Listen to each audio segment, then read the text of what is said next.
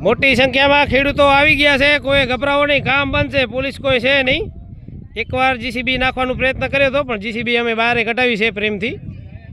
ઉશ્કેરવાની કોશિશ કરે છે પણ આપણે ઉશ્કેરાશું નહીં। ખેડૂત મોટી સંખ્યામાં આવી ગયા છે, બહાર ગામના ખેડૂત આવી ગયા છે। કોઈ કાંઈ ગભરાવાનું જેવું છે જ નહીં। હવે हमारे इस चैनल को ज़्यादा से ज़्यादा सब्सक्राइब करें, लाइक करें और सब लोगों के साथ शेयर करें। Thank you.